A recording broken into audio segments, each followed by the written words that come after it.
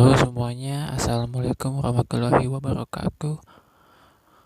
Hari ini saya akan mempresentasikan tentang hukum termodinamika 1 sistem tertutup. Nama saya Michael Nicholas Junior Sirait dari kelas 3D Produksi.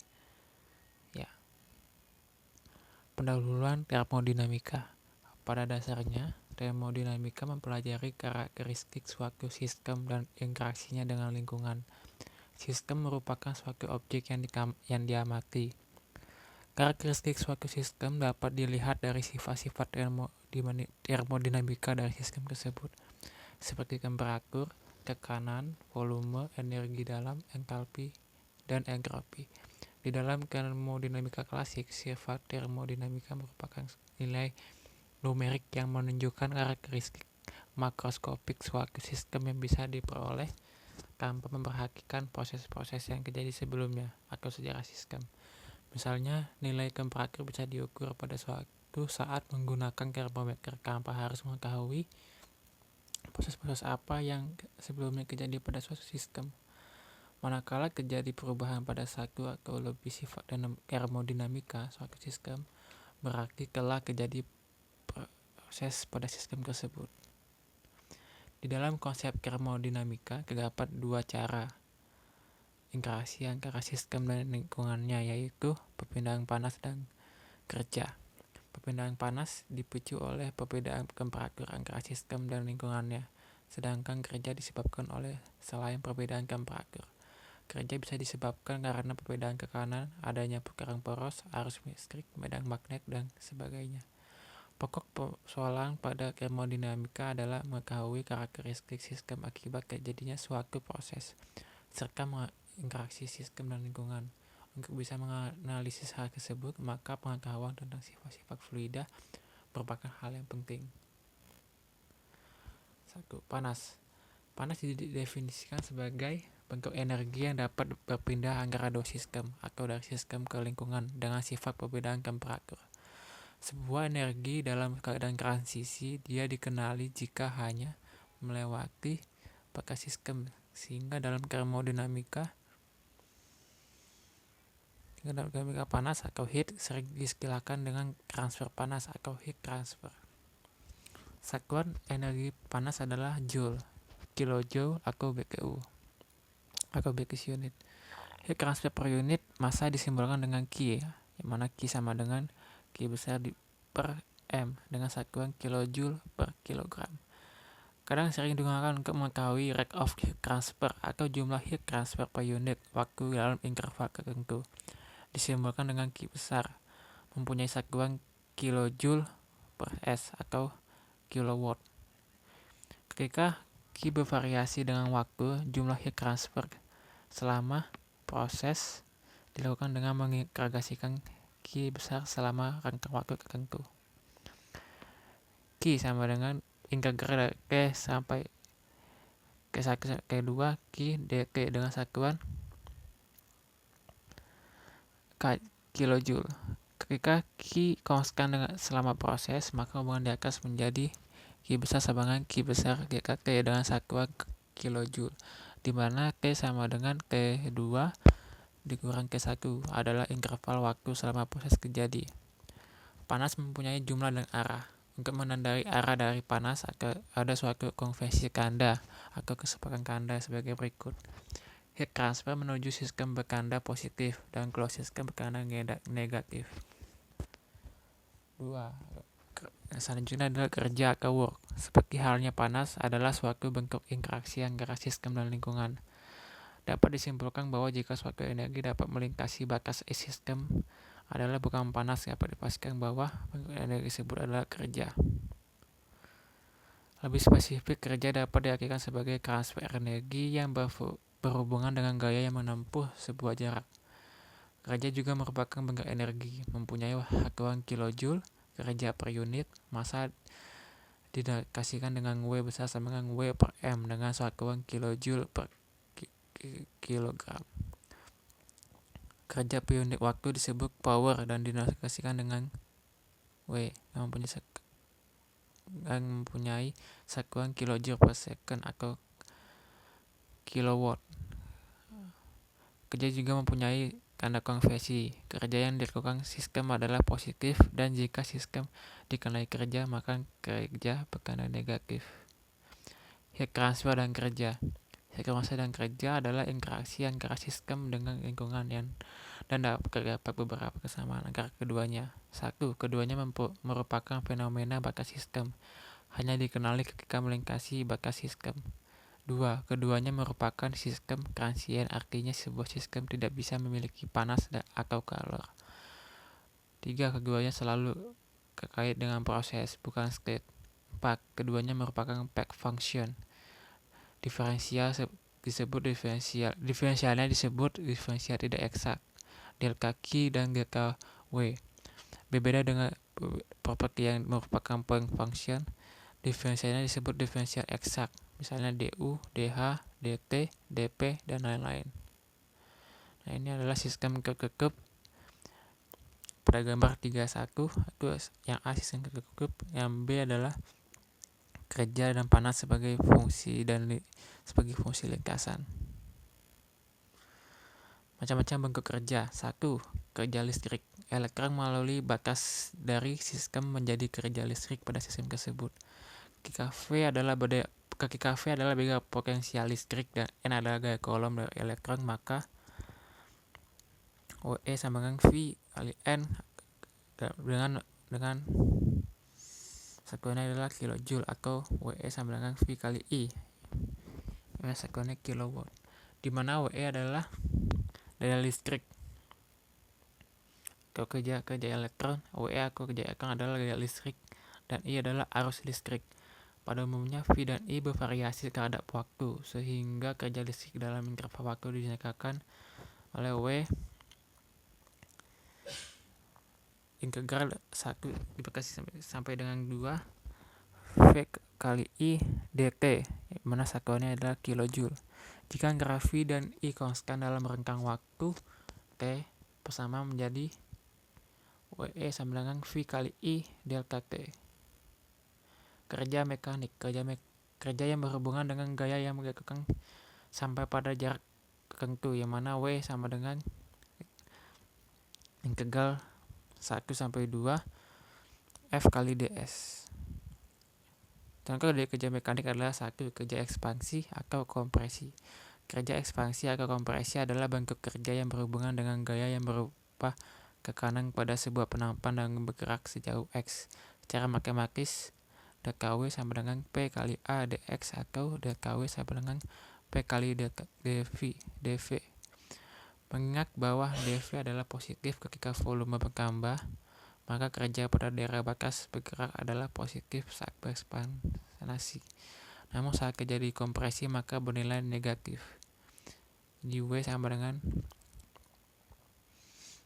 integral 1 sampai 2 P kali dV. Kasih 1 sampai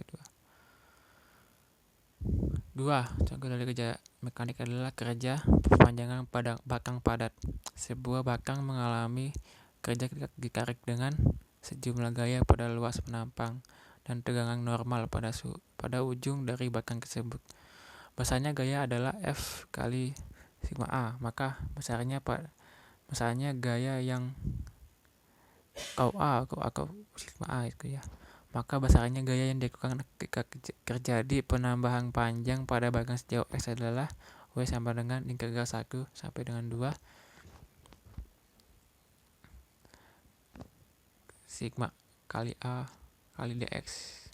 3. Kerja poros. Transmisi energi dengan menggunakan sebuah poros yang berputar sangat sering dalam praktis keteknikan. Untuk sebuah kursi tertentu konstan, kerja yang dilakukan selama putaran N dilakukan sebagai berikut, yaitu torsi sama dengan F kali R, maka F sama dengan torsi per R. Gaya tersebut bekerja sejauh jarak S, dan jika dihubungkan dengan radius R sama dengan S sama dengan 2 kali Pi kali R kali N dalam kurung. Kemudian kerja poros menjadi kerja WSH itu sama dengan F kali S, yang mana tadi bisa dicari yang dapat diketahui tadi adalah torsi per R dikali 2 kali Pi kali R kali N akan sama dengan 2 kali Pi kali N kali torsi, yang mana sekuennya adalah kilojoule. Daya yang ditransmisikan melalui sebuah poros adalah kerja poros per unit waktu yang dituliskan.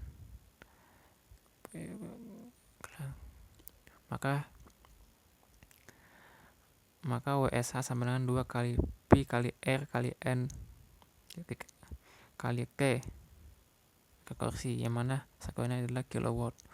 4.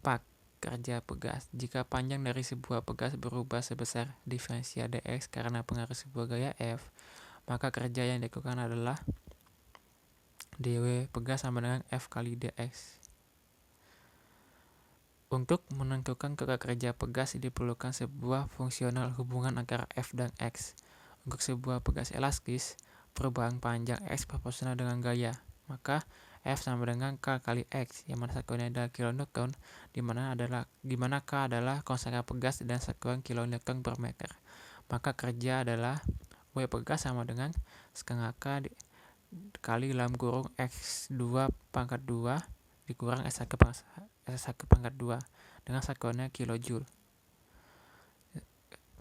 Selanjutnya adalah aliran massa. Aliran massa dalam sebuah sistem berperan sebagai mekanisme energi tambahan. Ketika massa masuk melalui sistem, maka energi dalam sistem akan bertambah karena massa membawa energi di dalamnya, dan begitu keluar pun akan membawa energi dari dalam sistem. Selanjutnya adalah hukum termodinamika pertama. Persamaan umum hukum termodinamika pertama untuk sebuah siklus tertutup diekspresikan sebagai berikut. Perubahan dari total energi bersih di dalam sistem selama proses adalah sama dengan total energi yang keluar. Perubahan dari total energi bersih di dalam sistem selama proses adalah sama dengan total energi yang masuk ke sistem dikurangi total energi yang keluar sistem selama proses. Jadi sama dengan dalam rurusannya itu total energi masuk sistem atau E in dikurang total energi keluar sistem atau E out sama dengan perubahan energi dalam sistem, yaitu delta E sistem, yang dengan satuannya kilojoule.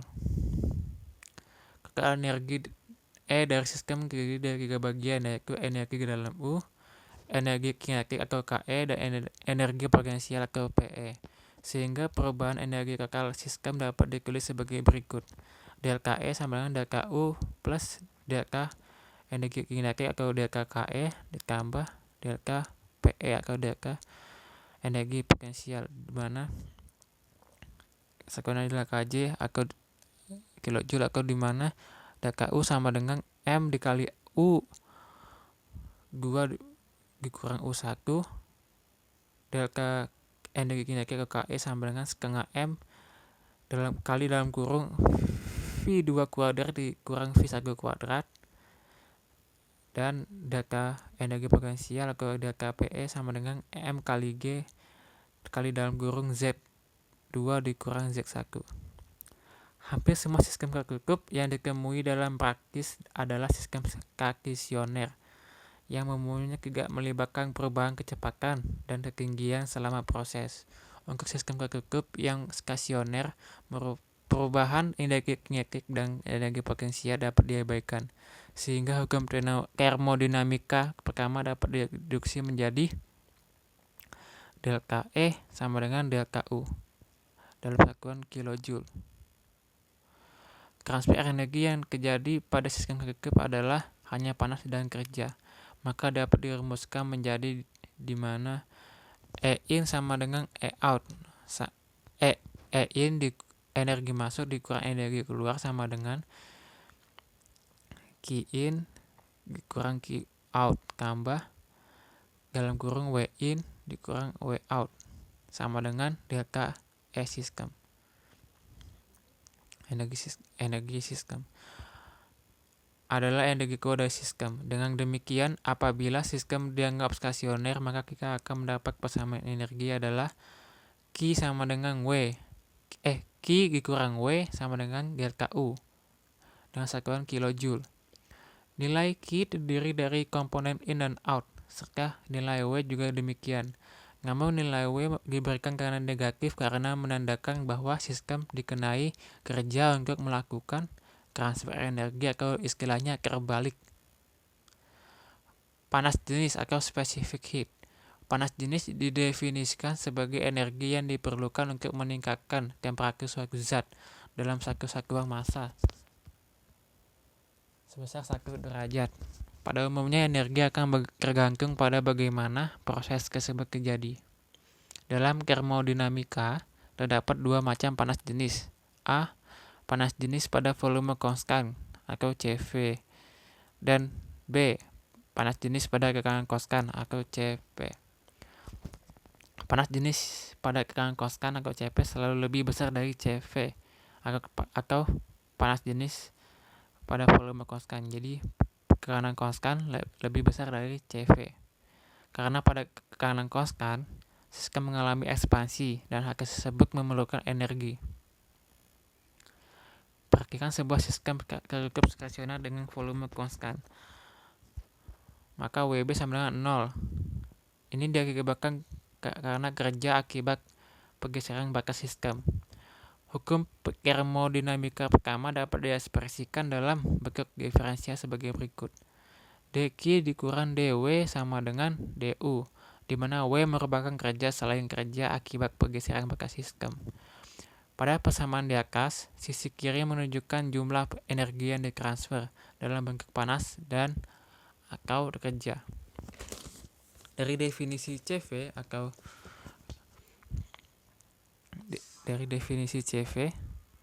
atau volume konstan, energi tersebut harus setara dengan CV dT, di mana dT adalah perubahan diferensial temperatur. Sehingga volume konstan dikali perubahan diferensial temperatur atau CV dT sama dengan du.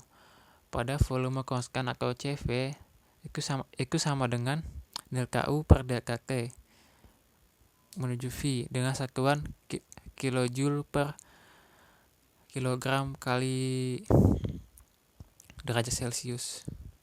Dengan ekspresi yang sama, panas jenis tekanan konstan CP dapat diperoleh dengan memperhatikan proses tekanan konstan, yaitu dalam kurung WB plus DU sama dengan DH, yang mana menghasilkan CP sama dengan delta H per delta T dalam P dengan satuan kilojoule per kilogram kali derajat Celcius. Pada rumus di atas, CV dapat didefinisikan sebagai perubahan energi dalam spesifik sebuah zat per unit perubahan temperatur pada volume konstan, dan CP adalah perubahan entalpi sebuah zat per unit perubahan temperatur pada tekanan konstan.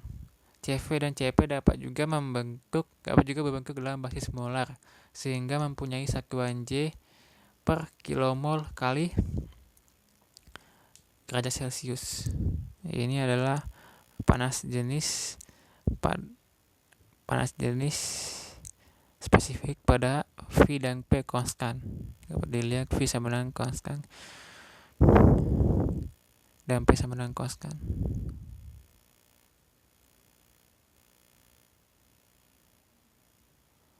Energi dalam entalpi dan panas jenis gas ideal, yaitu selanjutnya. Gas ideal adalah gas yang temperatur, tekanan, dan volume spesifik dihubungkan oleh persamaan P kali V sama dengan R kali T. Juga telah dibuktikan bahwa secara matematis dan eksperimental oleh Joule pada tahun 1843 bahwa untuk gas ideal energi dalam hanya merupakan fungsi temperatur. Jadi U sama dengan U kali T. Dengan menggunakan definisi entalpi dan persamaan gas ideal, didapat H sama dengan U plus R kali T, yang mana H didapat dengan H sama dengan U plus P kali V dengan P kali V sama dengan R kali T. Karena R konstan dan U sama dengan U U kali T, ya, ke temperatur, maka entalpi dari gas ideal juga merupakan fungsi dari temperatur, yang mana menjadi H sama dengan H kali T ke H dalam temperatur. Karena U dan H hanya tergantung pada temperatur untuk gas ideal, panas jenis CV dan CP juga tergantung hanya pada temperatur. Oleh karena itu, pada temperatur tertentu, U, H, dan CV dan CP dari gas ideal akan mempunyai harga yang tertentu tanpa memperhatikan volume spesifik atau tekanan. Karena hal di atas untuk gas ideal, ekspresi untuk diferensial perubahan energi dalam dan entalpi menjadi dU sama dengan CVT dikali dt, dH sama dengan CP kali T kali dt, atau delta U sama dengan U2 dikurang U1 sama dengan integral 1 dan 2 menuju 2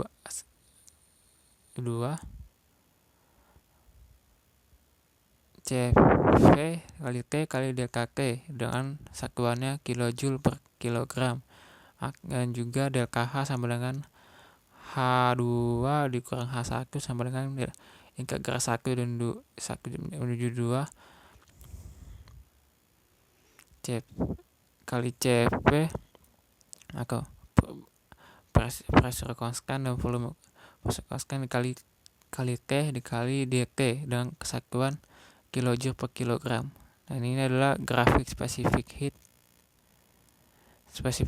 pada temperatur substansi kecil. Hasilnya ada approximation dan aktual. Ya, approximation itu perkiraan, aktual itu yang sebenarnya.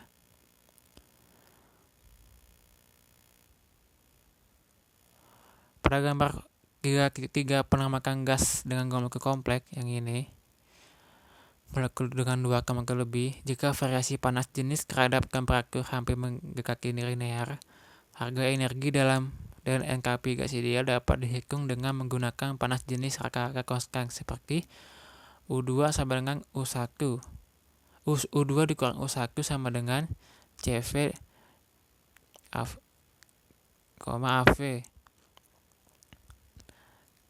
dikali CV dalam AV dikali dalam kurung T2 min T1 dengan satuannya kilojoule per kilogram.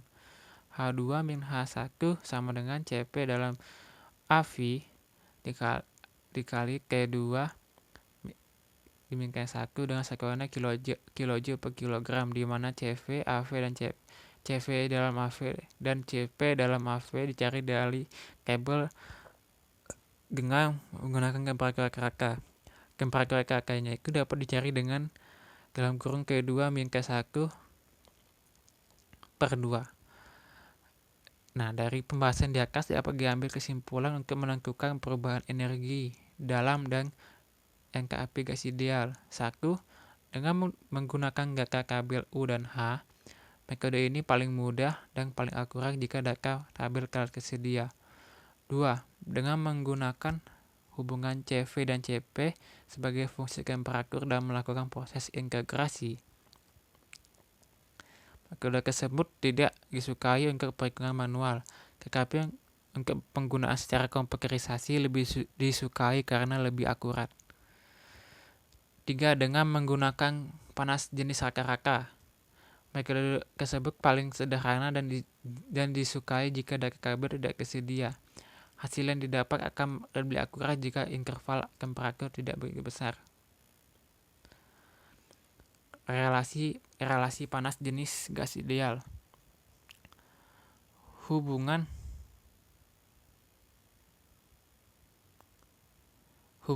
khusus antara CP dan CV gas ideal yang dapat diperoleh dengan mendiferensialkan H sama dengan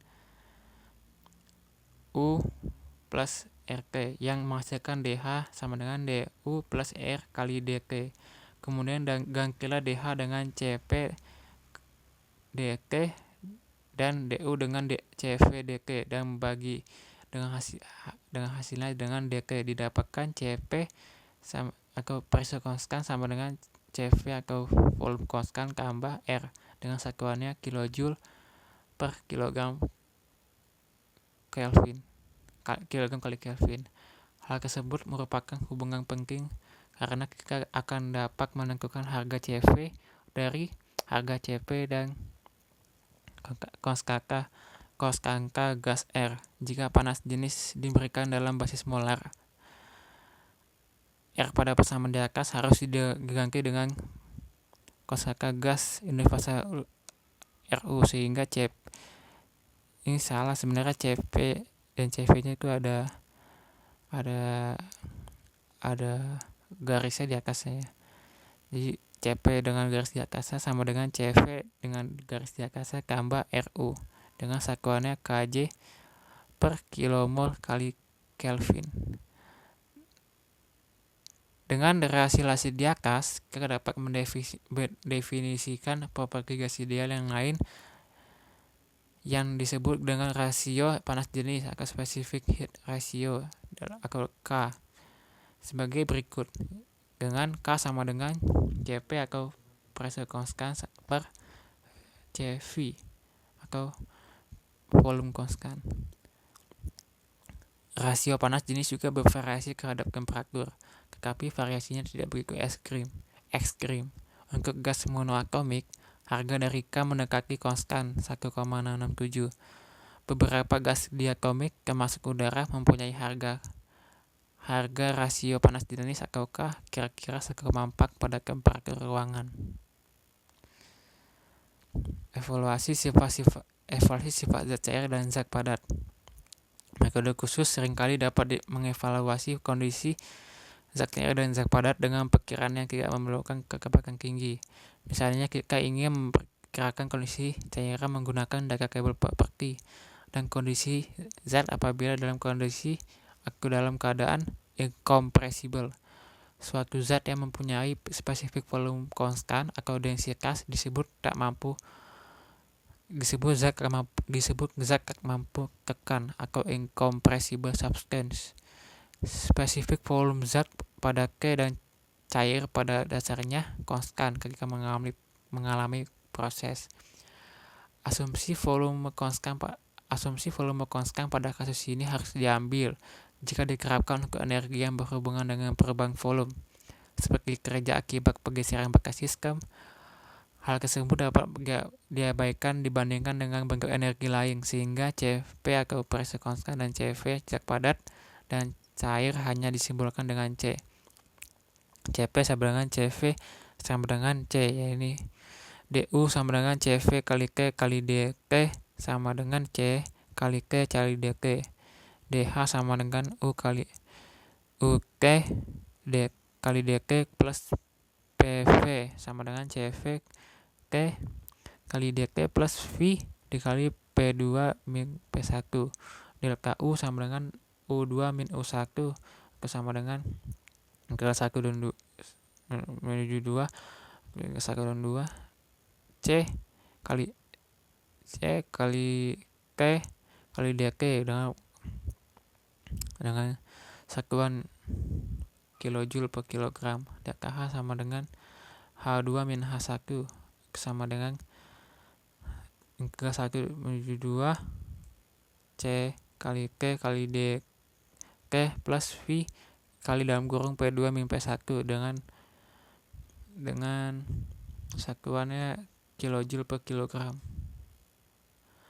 Ini adalah sumber data pustaka yang saya gunakan untuk presentasi pada hari ini. Terima kasih atas perhatiannya. Mohon maaf jika ada kekurangan dalam menjelaskannya. Wassalamualaikum warahmatullahi wabarakatuh.